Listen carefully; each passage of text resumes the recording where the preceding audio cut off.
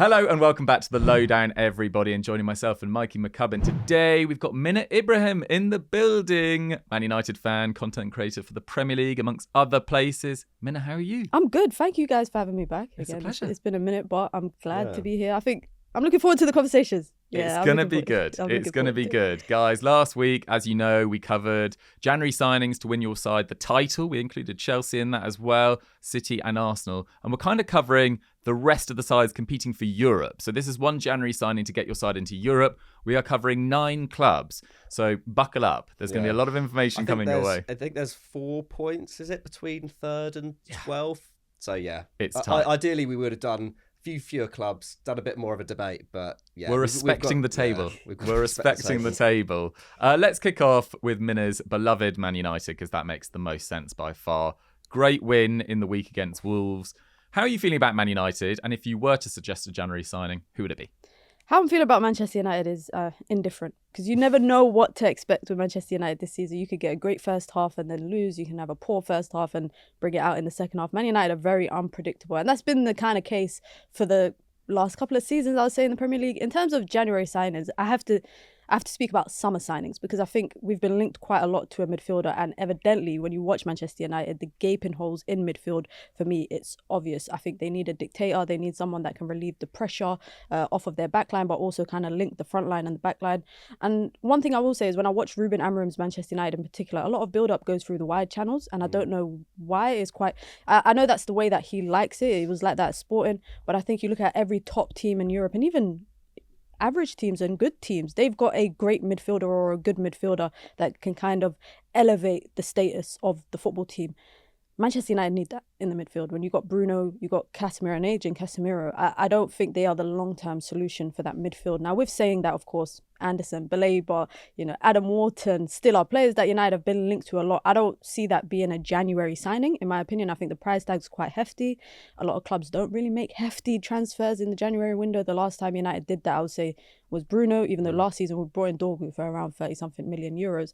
I'm going to suggest Lamine Camara. One of my favourite midfielders that I've enjoyed watching. I first started watching him, which is weird, at the Under-20 AFCON in 2023 February. Research. And the reason why is funny because my national team was playing in that tournament. So I just wanted to watch it. And I thought, wow, this player is actually pretty good. He then went on to, play for the senior team, get his big move to Europe. And some people might feel skeptical because he's not come through that traditional academy football route, but he's come from Generation Foot in Dakar, Senegal, which has produced amazing Premier League and football talents, the likes of Pape Matar, Sadio Mane, in past years, Papi Cisse as well.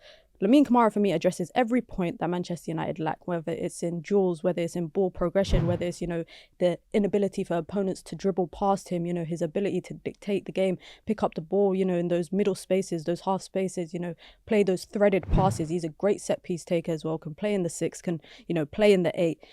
He had injury issues this season. He's missed about 10 games, but he's also made about 10 appearances. And Monaco have quite a bit of depth in midfield. They bought him for 15 million. Would they be able to flip him for double that? 100%. And I think he's the more affordable midfielder for the January window rather than, spending 100 million on a Premier League player like Elliot Anderson, etc., which I think is less likely. My only concern is that he's going to AFCON next week. If Senegal progress to the semis and the finals, AFCON finishes 18th Jan. So there might be, small time in there for Manchester United to get that deal done. But for me, it should be a no-brainer for Manchester United because I think he ticks every box, even for a young player, a developing player or a developed player. I think his ceiling is very high. I think the thing with this signing as well is that it wouldn't negate from another midfield signing in the summer. Like, I think this summer it wasn't, the drawback of United's massive outlay on the forward line wasn't just that, it meant that they couldn't, they didn't have the money to go all out for Baleba. It was that, United didn't need one midfielder this summer. They needed 2, really. Casemiro and Bruno, have, held it down as well as they could. Obviously, there's a big conversation about Ruben Amorim's lack of using Kobbie Mainoo. Let's not get into that debate now because that could rage on for 20, 30 minutes. But ultimately, Amorim is very, very lucky that neither Casemiro or Bruno Fernandes has gotten injured this season. I know there was a bit of a worry a couple of weeks ago with Bruno.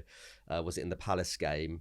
He just seems to always like shrug off any knock that he gets. But yeah, United need two midfielders. So like I think Camara in January, and then going either back in for Baleba or I don't know, Elliot Anderson with the Man City interest feels unrealistic at this moment in time. But I feel like that would be ideal for United. It does feel really smart. I think it's a great start to the show from Mina. He's also played in this system before under Adi Hutter as well, which is quite nice. Seamless adaptation. Monaco have had a difficult season under Pocognoli. I think they're a selling club as well. They would come to the table in January. It's always most players' ambitions to use Monaco as a bit of a stepping stone. I think he'd see Man United as a big enough upgrade from Monaco as well. Whereas Elliot Anderson, if you've got Man City looking at you, if Adam Wharton's been linked to Real Madrid in the last year or so, Carlos Baleba, maybe other clubs will come into him next summer. It feels very achievable and a very good January suggestion. I like that a lot. Mikey, let's move on to Aston Villa, currently in third, in a bit of a title challenge potentially, kind of out of nowhere after not winning any of their first 5 games. I think they only scored 1 goal in that time as well. January feels like a potential opportunity to seize the initiative even further. Definitely. I think we were chatting off camera just now about the league situation. And yeah, like I think a less than impressive team could finish in the top, not only in the Champions League place, but in the top 4 this year. And Aston Villa, I mean, they've won 9 of their last 10 games. That is by definition impressive. But in terms of the way they've generally played this season, it's been really weird. It's been incredibly weird. There's already been a lot of analysis about how until 2 games ago, they over half of their goals had come from outside the box. I think, over 50% of their shots were coming out from outside the box as well. Everyone said this year is a throwback in the Premier League. They're playing early 2000s football. They really are.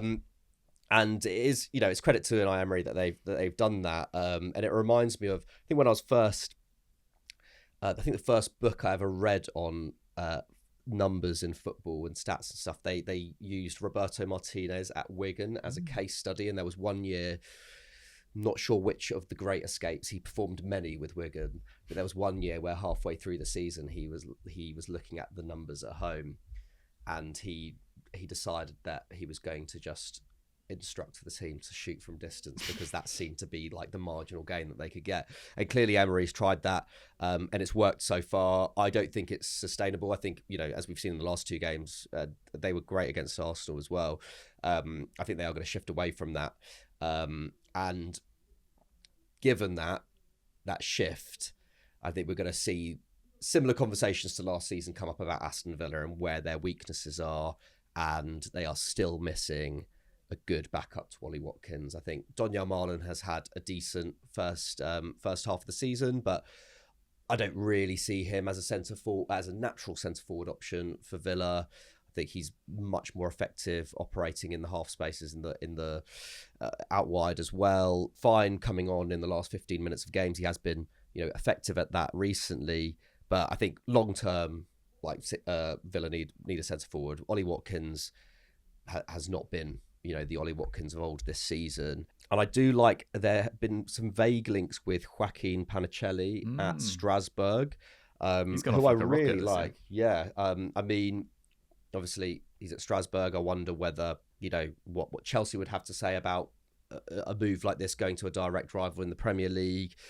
But I mean, in terms of young strikers in Europe, he's really up there this season. I think he ranks top 5 in Europe for non-penalty expected goals. I think Mason Greenwood is the only player who scored more than him in Liga.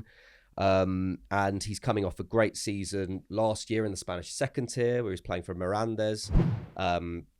20 goals and 4 assists, I think it was, in Spain. Now he's pushing 10 goals already this season. And I think just his all-round play is really, really impressive. He's really good with his back to goal. His link-up play could do with work, but he's very tall, he's very strong, he has a range of finishes, really good in the air, scored an amazing overhead kick this season as well. And he's just pretty quick, big presser, just very, very active. which I think would suit, this Unai Emery team to the hill. Obviously, they're, a really good pressing team on their day, and he shares some of those kind of off the ball attributes that makes Ollie Watkins such a integral part of this team. He doesn't have, I don't think, the technical chops yet of Ollie Watkins. Yeah, his link-up play isn't quite as good. His first touch certainly is not as good as Ollie Watkins. But he's 23. He's still developing. And I feel like, if Villa could get a deal for him over the line, 6 months to a year of being understudy to Ollie Watkins, when there's a bit of uncertainty whether he's going to be, Villa's number 9 in the long term, now that he's got past 30. I think it could be a really good place for him. I like it. I do like that. The only thing is, Ollie Watkins does need a sort of invigoration. Although his last two performances against Brighton and Arsenal, although he didn't finish very well against Arsenal, have definitely shown signs of life for sure. There was just that kind of difficulty of that relationship with John Duran, wasn't there? But then Panicelli's at a slightly different stage of his career to John Duran, would you say, Mikey? Yeah, I think also Panicelli, I think Panicelli's also had to work his way up quite a lot, whereas Duran, as a teenager came to Aston Villa and was really rated as one of the preeminent young footballers in the world, right? So I think we'd maybe not have as many issues. I can't lie. I've not looked into Panicelli's. I've not done the personality test. So I don't exactly know. Haven't spoken to his family. Yeah. Come on. So whereas Duran, clearly there was a feeling that he wanted to be the main man. Again, quite rightly. I mean, the goals that he scored in his time at Villa were just insane, especially in the Champions League. But yeah, I think I'd hope that wouldn't be the case with Panicelli. But I see where your concerns are. Scored 20 last year. Now he's one of the best strikers in France. Yeah, does he happily sit on the bench at Villa? But there's a lot of game time to go around at Villa. Absolutely. Europa League. They want to go deep and probably win the Europa League. Yeah, and Premier League. The Premier League fixtures are only going to get tougher from here on in. Yeah, they need bodies in there. I would have suggested maybe a winger of sorts, but I just think it's a difficult one with wide players with Emery. Elliot's not got a look in this season. I don't know who else is going to if they bring him in January. So I thought in terms of where they don't have that much cover, striker would be the place to go. But I do see your concerns. Oh no, I think you're right to add depth for sure. I think Matty Cash definitely needs a backup as well, but it's probably a less sort of attractive position to suggest a transfer for. Let's talk next about Crystal Palace, currently 4th in the league. Scrappy win against Fulham at the weekend, but they have had a brilliant season. They've actually recorded the most away clean sheets in the Premier League since December last year, which I think is a really impressive stat. Their away form, more points than anyone else in the Premier League this year, and I do think often where you can really get to grips with a team's ethos and spirit behind the scenes is how they play away from home. And whilst Oliver Glasner has made some noises about not really thinking that they had the summer that he would want, especially with them playing in the Conference League this year, it does really feel like the spirit of this team remains despite losing Elise, despite losing Eze, despite the speculation around Mark Gehi. I think there are some issues created by their summer business. He clearly doesn't really, except for Jeremy Pino, trust the players that were brought in. Walter Benitez has barely played. Canvot, the young defender as well, he's barely played as well. Borna Sosa, I think, has played less than 45 minutes in the Premier League. Understandably, because Tyreek Mitchell's having a brilliant season. And he has been very vocal, hasn't he, about the lack of transfers. Absolutely. And 7 of their 8 most used players have started at least 14 of the 15 league games so far. And 5 of those players, which includes Gehi, Lacroix, Mateta, Dean Henderson, have also started all 4 Conference League games at the time of recording as well. So there are some players that are putting in an enormous amount of minutes already by early December. I do think they probably need to start thinking about Jean-Philippe Mateta's long-term replacement.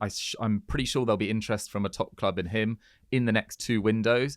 But the one for January feels like Mark Gehi's long-term replacement, or potentially a player to play alongside him for the next 6 months. In my personal opinion, which obviously I don't have information from his camp, I'd be surprised if he left in January, just because Crystal Palace are flying. Do you want to join a new club 6 months out from a World Cup where you're almost guaranteed to start?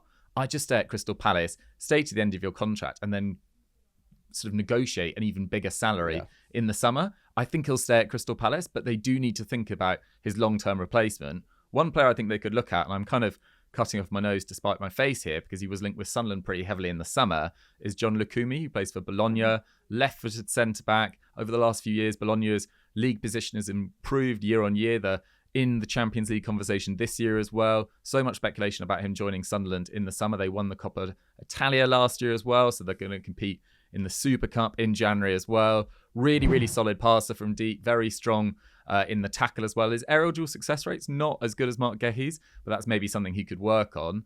He has dropped off slightly this season. I wonder whether that transfer speculation in the summer has kind of affected him. Would you rather move to Crystal Palace or Sunderland? As well as Sunderland are playing right now, I still think you'd probably rather move to Crystal Palace. It does feel like a more settled club. So John Lukumi is one option. And then one guy I wanted to put forward to you guys, who's linked, obviously, to you guys, is Harry Maguire. Ooh. Out of contract at the end of the season, you guys have a lot of centre-backs, particularly because Lisandro Martinez is back fit. Mazraoui can play there. Aidan Heaven, Yoro, De Ligt. Would you accept a fee potentially for Harry Maguire in January rather than lose him for free in the summer? The only issue with Maguire, he hasn't actually played that much football over the last 3 years, really. He's been in and out of the side, let's say. So I'm not that concerned about his age. But having said that, he will be 33 in March. It's not really a long-term fix.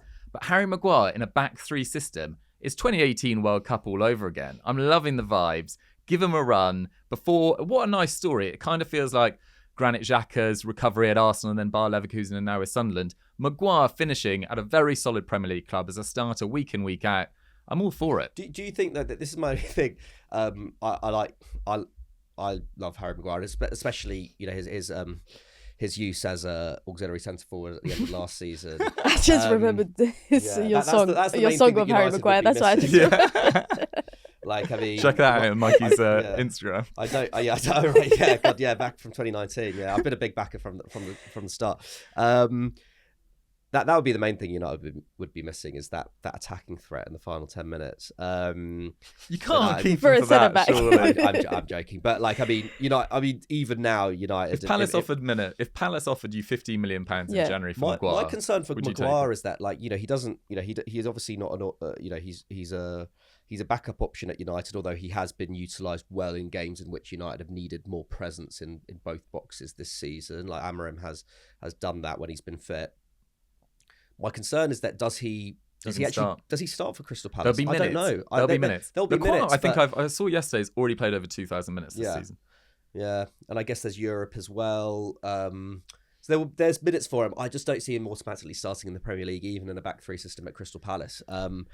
Having said that, like, in terms of from a Crystal Palace perspective, incredibly experienced Premier League centre back, great for the dressing room, can kind of bridge that gap in terms of Gehi's leadership if Gehi is to leave in the summer. I think it makes sense. Yeah. Mina, where are you at on price? I mentioned £15 million for Maguire. Would you accept that with 6 months left? Yeah, I don't think the price is the issue. I just think, would Man United want him to go when we have injuries in that back line? That's the only concern for me. I mean, I think he's out injured himself right now. Yeah. Him and De Ligt have been the main starters in that central centre-back role. I would love in the summer for United to go after a centre-back, but I think that also depends on who leaves. And I think out of, all of the centre-back options that United have right now, I think Harry Maguire is the most likely to leave.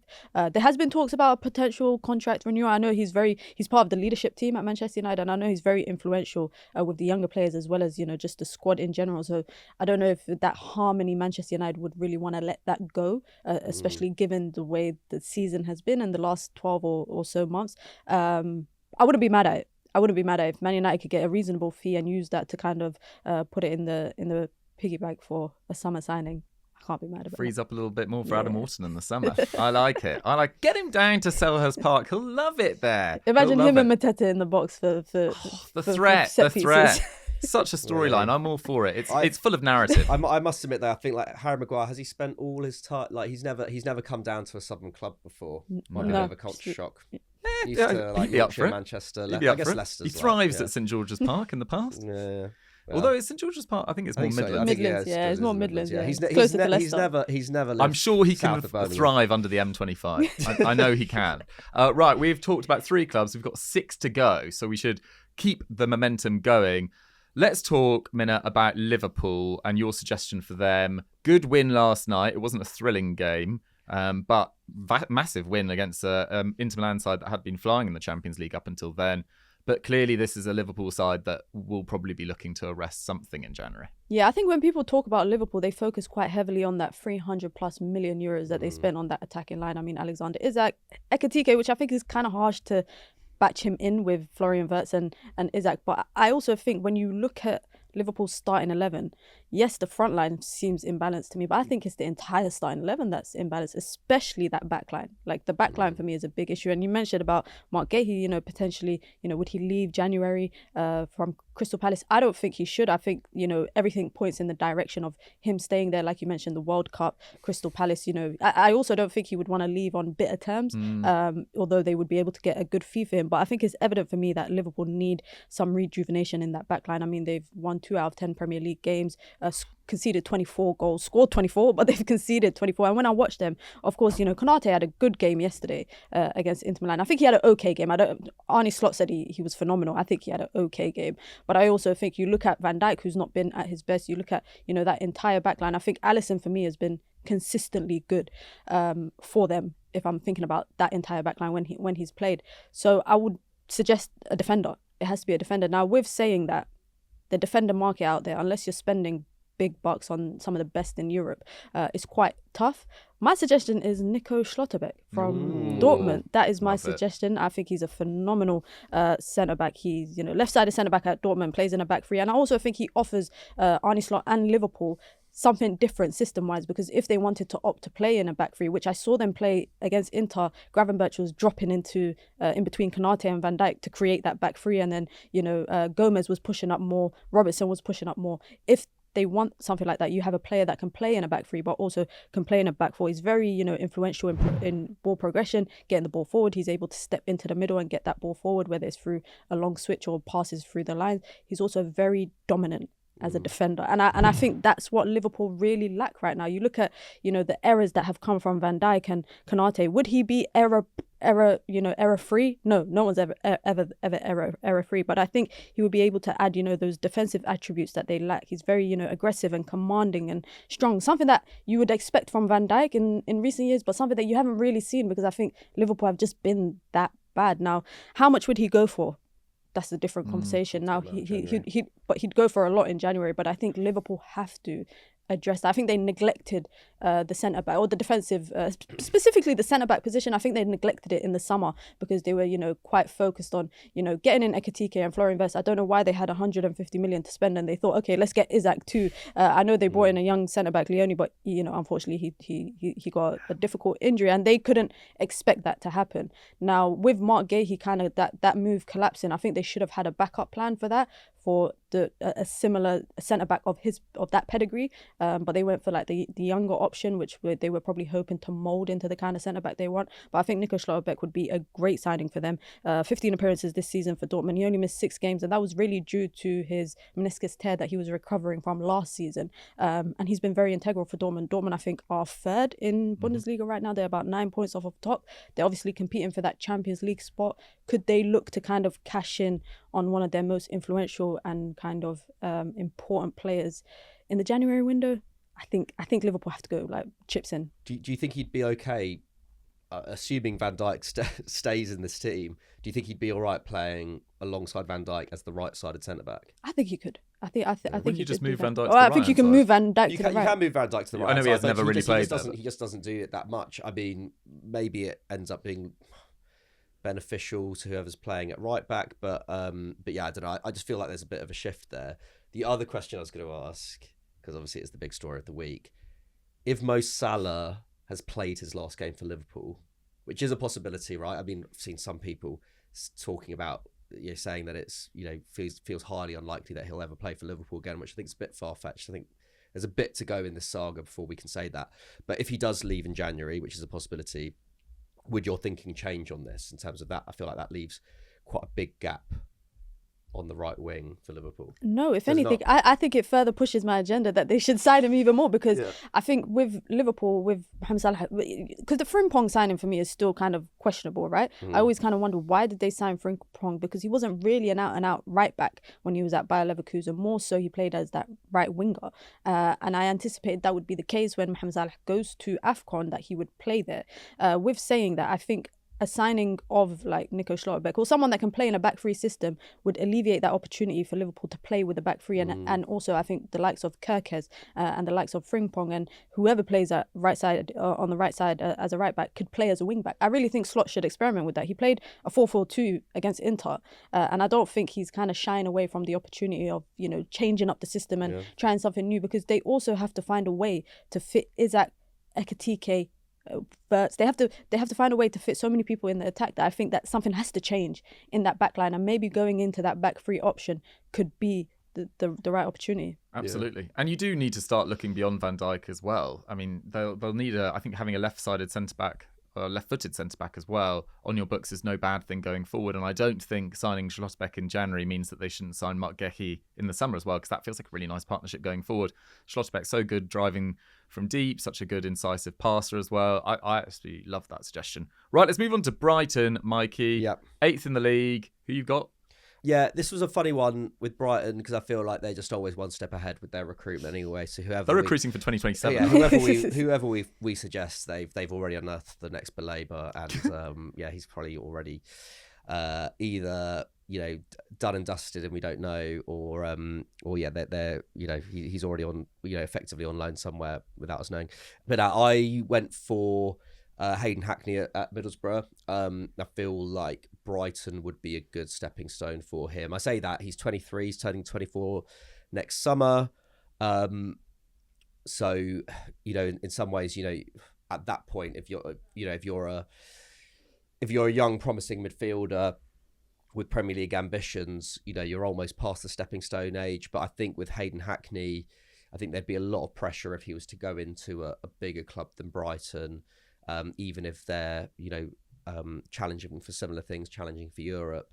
Whereas, Brighton, I feel like there's less pressure for midfielders to come in and perform straight away. And I think he'd be really, really suited to Fabian Hurtzler. I think he's become really, really well-rounded in the last couple of years. I mean, we went and spoke to him at the end of the 23-24 season, which I think he'd suffered a lot with injuries that year.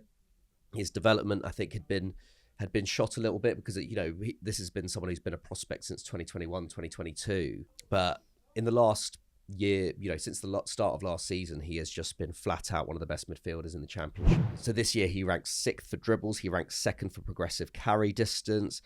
He's ranked in the top 3 for progressive passes in the last couple of years. He's ranked top 5 for shot creating actions. His all-round play is just absolutely brilliant. Great reader of the game, also a goal threat. So I'm just thinking with Baleba probably on his way out next summer, Hayden Hackney isn't a like-for-like Baleba replacement. He doesn't have the defensive numbers, but I think his defensive numbers would probably increase in the Premier League. I think he'd have more work to do. And I just think he brings so many facets of the game to that midfield that, like I say, Brighton probably have the like-for-like Baleba replacement already in the works. But like with Baleba, it will probably take them like a year or over a year to get up to speed with the Premier League. I think Hayden Hackney now is ready for that step up to the Premier League. And I think playing under Hurtzler, who I see being Brighton manager for at least another season after this one, I think would be great for his development. And I think, just shores up that midfield a little bit. I was also thinking about the left wing, like a long-term Matoma replacement, because I think sadly, like his fitness just hasn't, it's just a bit of a worry. He's injured a lot. And Hurtzler has to use, Gomez there, De Kuyper, Minter a little bit on the left as well. None of them are natural left wingers. So that is a bit of a worry, but I just think, I think you might have to wait for the summer to get someone there. And at the moment, he's just about made it work on, with those left wingers. Whereas I think with the midfield, with Baleba leaving, it would be really beneficial to have someone come in 6 months early, get to grips with the system, and then be able to kind of boss that midfield next season. I think it's a very good idea. He's definitely been one of the outstanding players in the Championship for a long, long time. When Sunderland were down there, he would run rings around us, to be totally honest. He was absolutely brilliant in those tees, weird derbies. So, yeah, I think he'd be ready for a move to the Premier League, and Brighton feels like a good landing spot. They have looked a little bit in the EFL in the past as well. Like Van Hecke had that spell at Blackburn, which is kind of where he really made his name over in England as well. It doesn't feel super Brighton to look in the EFL, but maybe they should break the trend. Right, let's talk about Sunderland next. Look, Sunderland spent a vast amount of money in the summer, £150 million plus. It was a record for a newly promoted side. They signed 15 players.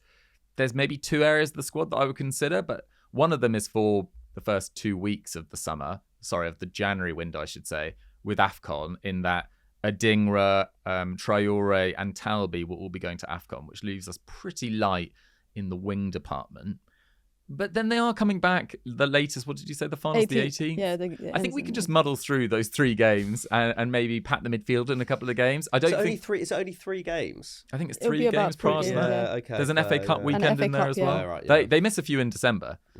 Sorry, you're talking about January, of course. Yeah, it's mid-December to mid-January. You can't do anything before then, can you? Yeah. You just got to hope their team gets knocked out early. Yeah, exactly. And even like Traore, I think it's from Burkina Faso, and they went pretty deep a couple of years ago as well. So you can't really just be like, oh, they'll be knocked out early, they'll be home before Christmas. It doesn't always work like that. I think actually the area that they should probably look in more is probably central midfield. And I know Habib Diarra, who looked so bright in the opening few games of the season, picked up an injury, hasn't yet come back from it. Apparently he's nearly back. I don't think he'll be back for the derby this weekend, but he's nearly back. But Xhaka and Siddiqui have played pretty much every single minute. Lebris has clearly moved beyond Dan Neil, sadly. Chris Rigg hasn't played, I don't think, since the end of October against Chelsea. So we do need midfield reinforcements. It's quite a difficult one to recruit for. There has been links with Matteo Guendouzi, but who played under Lebris at Lorient, said he learnt more under Lebris in 1 year than he did under any other coach in 3, which was amazing to hear. But I do feel like Guendouzi has also been linked to Newcastle, and if he's probably got both on the table, I feel like he'll go to the club that's probably going to be in the Champions League at least till the end of January, and potentially have playoff games after that as well. So I can see Guendouzi potentially going to a club with more solid European ambitions. This is quite punchy, but Conor Gallagher's not playing a lot at Atletico Madrid and is a really, really handy Premier League player to have. You know, in his final year at Chelsea, people really underrated how good he was under Pochettino. There was periods where he was keeping Enzo Fernandez out of the side. And yes, Enzo Fernandez had only just joined, but he ended up being their 3rd most goal involvements. I think it was joint top for the defensive actions that season as well.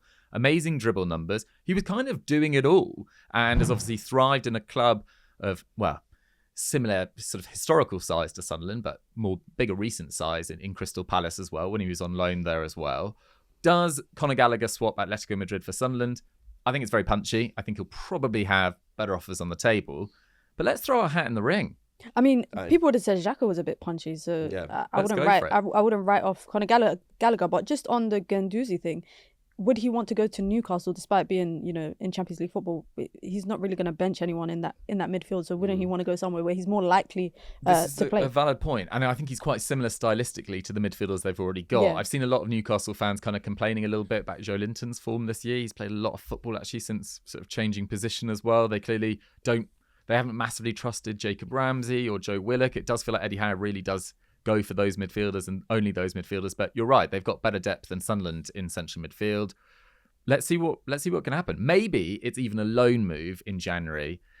Maybe play 10, 15 games before the end of the season, and then he gets a bigger move, quote unquote, in the summer. So he's still only 25 as well, Conor Gallagher. Plenty more to come. Wow. And also, remember the impact that Kieran Trippier had when he joined Newcastle in January, coming from Atletico Madrid. Like, Atleti players, I think, always are incredibly fit at the very least, and he'd be up for the fight as well. So let's see what happens there. Right, let's move on to our final round of suggestions each. Mina, you've got the honours of doing Everton. I know, I realised you gave me all the northern teams today. the Northwest. I had all the Northwest teams. But Everton is an interesting one. They're sitting 7th in the table right now, like you lot mentioned earlier. Very unpredictable kind of 3rd to 12th kind of area in the Premier League. When I watch Everton, there's 2 things that stand out to me. Fullbacks and their striker situation. Now, when you look at their attacking situation, they spent 30 million euros on Barry in the summer. They spent 40 million euros on Tyler Dibbling. You know, a couple of seasons ago, they brought in Beto as well for about 30 million euros. And you look at Beto and Barry, who are their two main number 9 options right now. Both of them got a goal each this season. And quite frankly, I don't think that is good enough. And when you look at Everton, despite being 7th in the table right now, they've got 18 goals, which I think is about the 5th lowest in the league. Only Wolves, Burnley, West Ham and Nottingham Forest have less goals scored than them. And I think they're on par with Sunderland as well. They clearly, for me, need someone that can add immediate goals to the team. You look at their top scorers in the Premier League in particular, you know, Dewsbury Hall with 4, Njai with 4, and then Garner Gay with 2. So that's not good enough, right? Now, with saying that, when you look at the strikers that they have brought in previous years, you know, they've brought Beto and Barry, like I mentioned. They've brought in people that have done okay in their leagues, you know. Barry had 11 goals in La Liga before he joined Everton. Beto had 10 in Serie A before he joined Everton as well. I think they need a proven goal scorer, someone that can put the ball in the back of the net. Not just that, someone that can benefit immensely from playing with Jack Grealish on one side and Iliman Ndiaye on the other side. 2 different types of wingers that will create for you. I think they need a striker that has good link-up play, that can run in behind, utilise the space, that has aerial threat, aerial prowess. Something that I think Beto and Barry both lack. Initially, I thought of the idea of Ivan Toney, but I know that he's been linked to potentially a move at Spurs, a potential return to the Premier League. And I know, you know, everyone talks about the World Cup and how outside of Harry Kane, England don't really have that confirmed number 2, that confirmed backup. And I think it would work in the favour of Thomas Tuchel and England if maybe Ivan Toney came back to the Premier League and managed to, you know, rack up some goals and get into form. He's doing okay in the Saudi League. But I'm going to mention a name, Ayasa Uwada at Feyenoord, Japanese striker, 27 years old. Phenomenal numbers firstly this season, but he's been consistently improving it at his time at Feyenoord. I think he's got 18 goals in the league in 15 appearances. I think he scored 3 headers the other day. He scored a hat-trick with 3 headers. I think he's only the 4th or the 5th player in the Dutch league to do so. And the reason why I think of him is because I think he offers all of that, plus that experience. Now, he's only been in Europe for a couple of years. He came from the Japanese league, but I think he offers that experience, which is quite different to the kind of profiles that Everton have brought as strikers over the last couple of years. He's, you know, got 2 years left on his contract, 8 million euros from Feyenoord. That's how much they brought him for. So they would be able to sell him for a reasonable fee. And I think all round his ability is there on show, you know, whether it's his, you know, intricate details of the game, his intelligence is phenomenal. You know, the kind of runs that he makes. I think a lot of people might not watch the Dutch league as often as maybe La Liga and Serie A, but I really think that he's a striker that, you know, not just Everton, but maybe even other teams in the Premier League that they could possibly look at as a potential signing option. I don't think he will go for that much. And given the fact that, you know, Beto might be, I think he's linked to potentially leaving in January, if they can recoup some of that 30 million euros they spent and then use that and add something on, great signing. I like it. I watched the highlights of him I think it was in the Europa League the other day, and he looked really, really impressive. I actually don't watch that much Eredivisie football, but he looks built and ready for the Premier League's physicality as well. He's a very physical player. Yeah. And I do think it's worth persisting with Tieno Barry as well. I do think there are bright moments from his play. He just looks so crestfallen every time he gets subbed at 55, 60 minutes. My heart breaks for him. But I think that's a very good suggestion. Mina, Mikey, who was your final one? Spurs, yeah.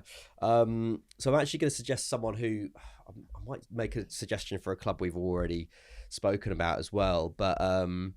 But yeah, Spurs obviously got that win on the weekend, but it's been rare to see a Spurs game in which they've actually, you know, dominated and won. So since the opening day win over Burnley, they've created 1.5 XG or more in just 2 other games. So one of that was against Brentford on the weekend, and then another was in their win against Everton, and Everton actually matched them for XG in that game. So their ability to actually just like dominate games and just create lots of good chances it is staggering. It's really staggering, and I see where the impatience comes from with fans, with Thomas Frank, partly because the pendulum has just swung so much in the other direction from what they saw under Ange last year, and it's taken me by surprise, Frank's approach to games at Spurs, because at Brentford, yes, they were a relatively defence-first team, but they played really good attacking, like really fun attacking football. Absolutely. Whether that was on the counter or whether that was through pressing. Over the years, we saw a few different versions of Brentford under Frank, and I thought that's what we'd see with Spurs this year. I thought they'd be incredibly adaptable but also entertaining, especially given that they've got Xavi Simons, Mohamed Kudus, Lucas Bergwall to call on, Pape Sarr. It's unfortunate that we've not got to see Dominic Solanke under Frank. You know, yes, people have been disgruntled with Richarlison, but they do have him, Mawani and Tell to call on. None of them have been amazing this season, but they do have a lot of depth there. Well, they don't really have much depth as at left wing. Odobert at 21 looks like a good prospect. Does he look like a great prospect yet? I wouldn't necessarily say so. I think we get to see it from him on a consistent basis, even though he has, you know, he does show real flashes of brilliance.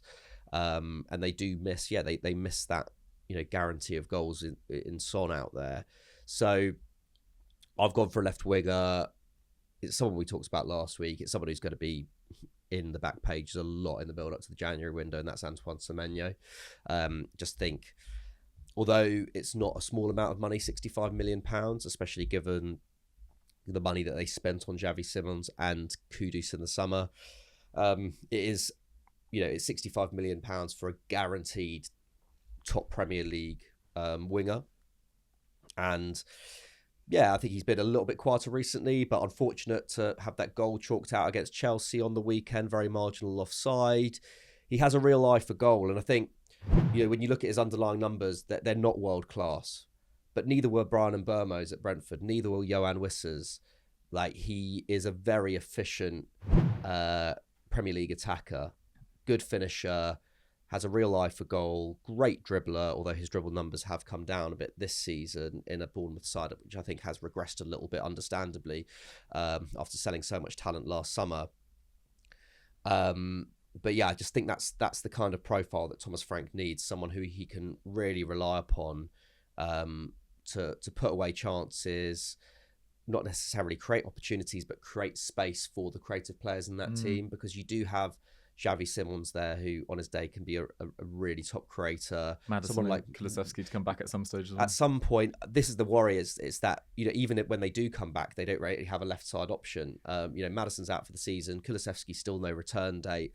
But once Kulusevski does come back, then you've got, you know, that forward line, you do have a lot of options there in terms of Kulusevski can play in the 10, he can play out wide, Kudus can come into the 10, Xavi Simons then becomes a bit of an option for multiple positions. But I think they're just missing that one final piece in the attack. I thought in the summer they didn't necessarily need that final piece. I think it's evident now that they do. And I think Semenyo kind of is that. We spoke about him to Arsenal last week.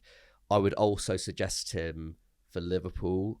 I do think if Salah, well, this is only if Salah leaves, right?